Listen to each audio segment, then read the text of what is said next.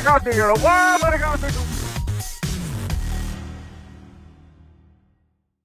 have 2 guns, one for each of you.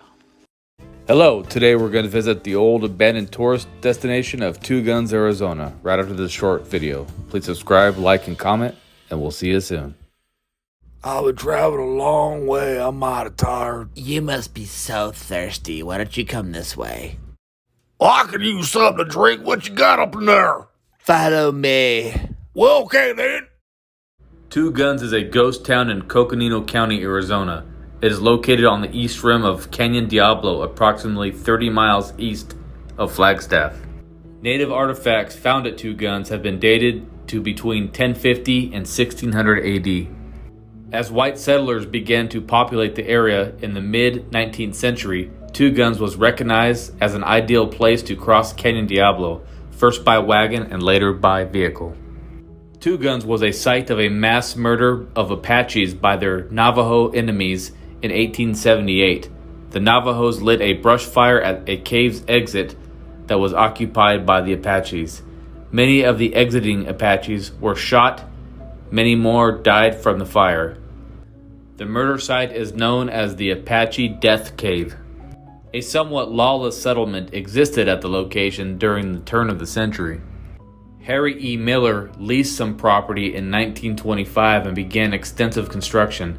Miller wanted to capitalize on the beauty of the canyon and flow of passing tourists, who crossed the area via Old National Trail, which later became Route 66. Along the canyon rim, Miller erected a zoo with cages made of brick, mortar, and chicken wire. His zoo animals included mountain lions, cougars, Gila monsters, coral snakes, birds, and lynx. Miller left the area sometime around 1930, and the zoo was relocated nearby. In the early 1960s, a more modern service station was built at the location, and in the late 60s, a motel, reptile exhibit, and new zoo were added. The area went into decline in the early 1970s.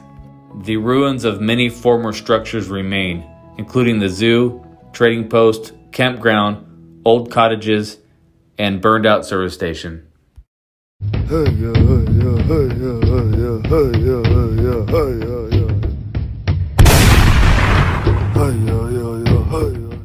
Two Guns, originally known as Canyon Lodge, started out as a modest trading post at the beginning of the 19th century, run by a couple of homesteaders by the names of Mr. and Mrs. Daniel B.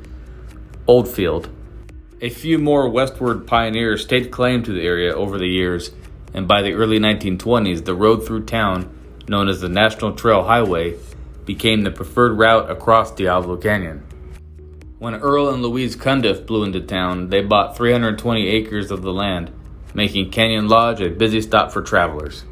By the late 1920s, what was once the National Trail Highway was blossoming into the famed Route 66, and the once isolated trading post was evolving into a bustling stop for incoming drivers needing gas, food, and oil.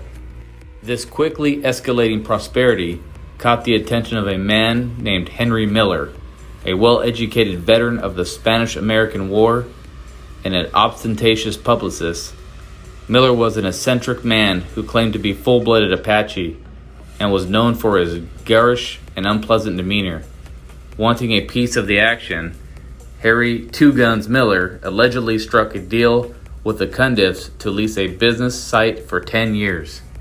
Under Miller's watch, the trading post was renamed Two Guns and turned into a full-blown tourist trap. He grew out his hair and braided it, taking on a persona by the name of Chief Crazy Thunder. He started a zoo with chicken wire cages that held mountain lions and other native Arizona animals, and started tours down into the Canyon Cave, now called Apache Death Cave, where 42 Apache men met their death in battle. The story of the cave was interesting in its own right, but Miller believed that the tale needed something more. He cleared up the remaining bones he found in the cave, built fake ruins, and repurposed the tomb into a cave dwelling. In a disturbing commercial stroke of genius, he saved the skulls of the ill-fated Apache and sold them as souvenirs. In order to make the cave a bit more tourist-friendly, he He also strung up electric lighting, threw in a soda stand, and renamed the death cave the Mystery Cave. It was around this time that people say the curse of Two Guns began. With Miller's tourist-attracting efforts, Two Guns grew even faster, but it was only a year before the town became overwhelmed with misfortune, starting with a drifter couple who stayed in Two Guns for the night, and then stole a large amount of merchandise from the trading post. This set Miller back quite a bit, but it was only the beginning. The terms and broad wording of Miller's 10-year lease had always been a source of tension between him and Earl Cundiff, and that tension finally came to a head on March 3, 1926. During a heated dispute over the lease, Miller shot Cundiff in cold blood. For unknown reasons, Miller was acquitted at the trial. While Miller didn't go to prison, he suffered in other ways. Shortly after his trial, Miller was mauled by a mountain lion on 2 separate occasions. He also was bitten by a poisonous Gila monster, which led to an illness and a completely swollen arm. This must have made the 2 mountain lion attacks seem not so bad in comparison. In 1929, a huge fire would gut the trading post at Two Guns, and when the widow Cundiff tried to prove her claim on the homestead land, Miller protested, claiming that the land was his because he was there before them, which was a bold-faced lie. After $15,000 worth of court actions later, Cundiff managed to keep ownership of the land. Miller would leave soon after. Even without Miller, Two Guns and its inhabitants continued to suffer. Route 66 was rerouted to the opposite canyon, taking its travelers and their money with it.